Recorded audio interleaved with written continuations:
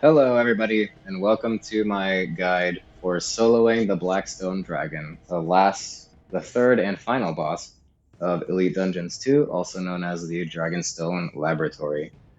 If you haven't seen my other two videos on this dungeon specifically, dealing with Astalarn and Verak Lith, please feel free to watch those and see if those help you out.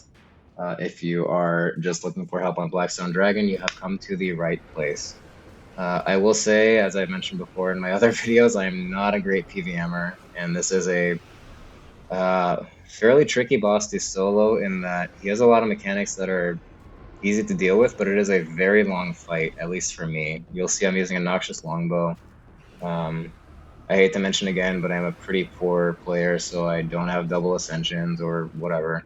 I have a Noxious Bow with Dragonbane arrows.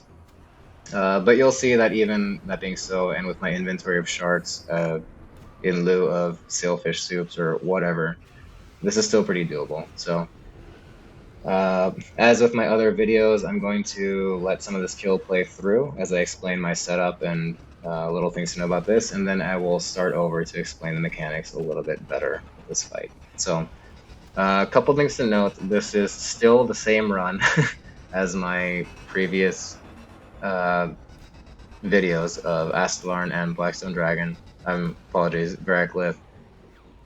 So you'll see that my genocidal perk is now at 6%. It keeps incrementing. That gives a big advantage here because I am on Slayer task, which is a dragons in general task, which is a very hard Slayer task to get. And I actually waited until I got that in order to do this dungeon because, again, terrible bosser. So that is significant, and I wanted to mention that because that does contribute to making this fight a little bit easier. Otherwise, you'll see that, like I mentioned, I'm really just using a Holy Overload here, some Super Restores for Prayer, and Sharks, the cheapo form of food here. One area I did splurge on is the Ripper Demon that is just spamming scrolls as fast as it can. I don't have any, the summoning renewal potions or whatnot, but I just told the Ripper Demon, set the Ripper Demon to use scrolls as often as possible, so... that definitely helps a lot, and I recommend that if you're going to spend any extra money on a fight like this. So, that's really about it as far as setup. If you have a better setup than I do, which for range in this case is just Elite Robin Hood, tier 82 power armor, it's pretty good if you're a budget player like myself. Most of you watching this probably have better gear, so you should have no problem in that respect. So really, I'd like to rewind this and just get back to the beginning of the fight and start going over the mechanics here. So, in my opinion, the first phase, because there are a few phases of this fight, is one of the more difficult in that he will be doing more auto attacks and less funny mechanics. His auto attacks are even a little bit funky here, so I will describe them as best as I can. You'll see if you know the Gemstone Dragons, the first special mechanic you'll see is the spikes coming up out of the floor. That one is very easy to predict. The ground shakes, and you move out of the way. What it does, if it hits you, is I don't even remember myself, to be honest, but it's a combination of the like Hydrix and Onyx Dragons and Dragonstone Dragons. Dragonstone Dragons? That actually sounds pretty funny, but anyways. It's kind of a combination of all their effects, so it like totally kills your adrenaline, it does a lot of damage, it heals it, and whatever, it just does a bunch of shit that you don't want. So when the ground shakes, make sure you move. Now, regardless of what style you're using, you want to make sure you move anyway, because although they are auto attacks, his melee and magic also have pretty funny mechanics. So he will approach you to melee. Let me talk about melee first. He will approach you when he wants to melee, and you can actually dodge his melee auto attack by moving out of the way. So when he gets close to you, you'll see he starts his like swipe. If you walk, it's kind of like a Raxor with his little leg swipe. If you walk out of the way, you can actually dodge it.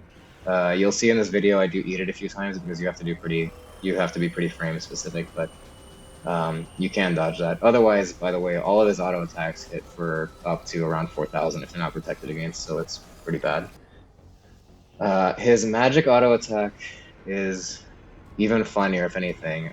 It's the black blob that you keep seeing flying towards me, so If you've seen other videos or if you've heard of the strategies, you've probably seen a lot about soul split flicking, and that's because when he does his magic auto attack, you can literally run away from the black blob and soul split until the black blob of magic gets close to you, and then you just flick on protect or deflect magic. Ideally, deflect magic. Let's be serious here. If you're not on curses, you shouldn't be doing this. Um, you can just flick on deflect magic before the black blobs hits you, but you can actually just run away in theory if you're really confident in your soul splitting and um, soul split when he's not hitting you with that black blob. So uh, that's easier in the third phase, in my opinion. I'll show you why, but that's the gist of his funny auto attack mechanics. It might sound weird, but once you start doing it, you'll see it's pretty easy to remember. If you're just starting out, just spray magic. Let him get close to you and run away when he starts trying to melee, and you should avoid a lot of damage. So his first special mechanics happens at hold on here. I actually have to rewind my video to remember what life points this happens at. Oh, yeah, okay. So at 520,000 life points, he says, Arg, it comes, or as in the darkness, and oop, I just got hit by the spikes like a dumbass. Exactly like I said you shouldn't. Anyways, besides the point, at 520,000 life points, phase 2 will begin, and these 4 giant black hands will come out of the ground. So, you will be destroying these individually one by one. Blackstone Dragon is invulnerable until you do so. These things have 80,000 life points.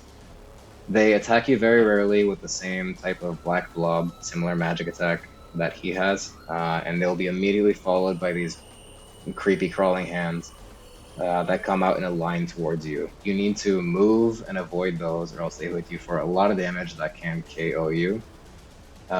This is also, I mean, really it's an easy phase because the black hands attack very rarely, like very rarely. So you can actually soul split most of the time, and by the time you're done dealing with these black hands, you should be at full health, no problem.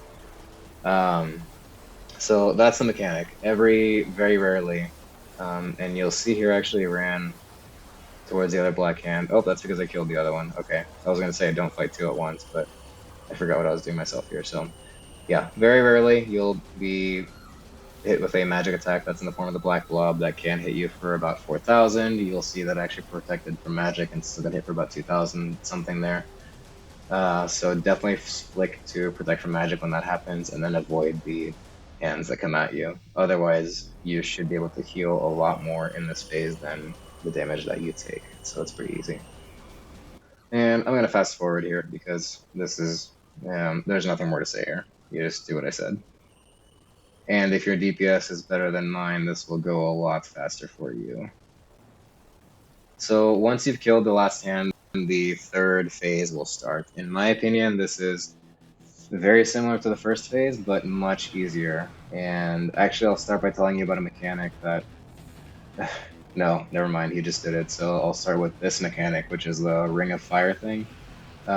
He doesn't attack you while he does this, so feel free to soul split. That's what makes this phase also very easy. As long as you don't stay in that very slow moving line of fire, you're totally fine. So part of the reason why this phase is so incredibly easy is that it's identical to his first phase, right? Where he does his magic auto attack and he follows you with melee, he does a little spikes in the ground thing. He'll also periodically switch to a ranged attack, which you can tell by he like does a little 360 flip and throw spikes at you. If you want to, you can switch to praying range, because he does that a few times before he goes back to his normal pattern. I didn't really know that pattern well enough yet, so I just ate the ranged hits and really soul splitted him for the most part here until his black blobs of magic hit me. But anyways, the first mechanic that I wanted to mention is almost negligible because it's so easy to dodge, but it's this like shadow bomb thing where he picks a quadrant of this arena and makes these little shadow bombs around it. Just stay out of that quadrant when he does that. Also, one thing I will say about a Nox bow in this situation versus Ascensions is the range is awesome, so that makes this attack much easier to dodge from multiple places. Probably not worth the overall DPS disadvantage, but anyways. Okay, yeah, here it is, the Shadow Bomb, so where you see all those little things, it's not even a quadrant actually, it's just a tiny portion of the arena. Just avoid that. It's fairly easy. Otherwise, those little shadow blobs that run around will hit you for a lot of damage. But Very easy to dodge. So again, this phase, the third one, identical to the first phase where he just hits you as hard as he can with all his auto attacks, but plus a few mechanics that actually make the fight a lot easier. To be honest, I don't know if this is intended to make it more difficult in group fights. I haven't actually tried a group encounter here yet, but it makes it easier in my opinion in a solo fight. And really at this point, I think I'll just fast forward again because I'm just soul splitting while he does whatever he's doing. Alright, so here, there's this fourth phase when you get him below 260,000 life points, which gets a little interesting. Again, a very easy to dodge phase, but very punishing if you do it wrong. So the gist of it is he flies up and then lands like 7 times or something, and then he kind of goes for you, but then he just flies up again. So the strategy really is to go to one of the corners of the arena or far edges of the arena, wherever you can still see what's going on. As you can see, I'm going to a corner, but I can't see shit, so I keep moving.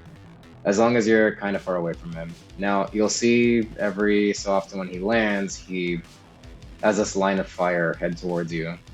It persists for quite a long time, so make sure you dodge it. I'm not really sure what happened here, actually. The line of fire does change direction sometimes, or he just has multiple lines of fire coming at you at the same time. I don't believe it was this kill, but let's see, we'll find out if it was. Be very vigilant about this because the lines of fire will hit you for a lot of damage, like a few thousand every tick if you're in it. So don't let that punish you, but they can change direction. I'm pretty sure of this because I was standing in this corner, and I thought I dodged it, so I was just kind of chilling. And oh yeah, that happened, so he did the ring again. But anyways, be vigilant of those lines because, oh yeah, you can see it right there. And all of a sudden, like, we're in the next phase, and all of a sudden it's just like, yeah, coming up again. And to be technically correct, it's not the next phase. I think there's just 4 phases to this. He just does the flying around, and then he goes back to phase 3 fighting. Anyways, kind of a lot to explain there, but it's pretty simple. When he flies around, make a note of, when he just lands for the last time and starts doing his auto attacks again. I believe he flies up and down about 8 times, or maybe 7. It takes a long time. That's part of the reason why this fight takes so long. You just have to wait that part out. And then really, guys, the rest of this fight is identical to phase 3. He has the same mechanics, same auto attacks, so you just run around, protect from his attacks when you need to, soul split when you can, and you should be okay. Like I said in the beginning, or like I alluded to, the bulk of your food, if you're using any, will be in the very first phase, when he's just auto-attacking you with hard-hitting attacks. Otherwise, he has pretty easy mechanics to dodge, so what makes this most difficult as a solo fight is just that it takes a very long time. I believe this took about, 12 or 14 minutes even. So, my biggest recommendation, to be honest, is your best DPS gear, and this Ripper Demon is well worth the price. Right now, the pouches are at about 80,000. Please get a bunch of scrolls and have it spam auto attacks. It's awesome. It's totally worth it. And yeah, that's really all there is to this guy. I've actually finished really everything I wanted to say about this before the fight was even over because it takes so long. So I guess at this point I can fast forward through. But I hope that this helped out you guys who are maybe not as good at PVM as me, or just very new to this boss and trying to figure it out solo.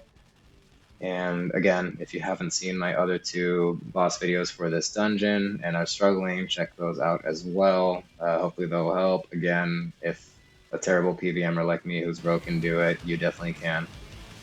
And if you like this kind of content, then please go ahead and subscribe. I will probably make some more as I just, play around and find that I can do things remotely well that can help other people and other players out. So, thank you guys for watching. Peace out until next time.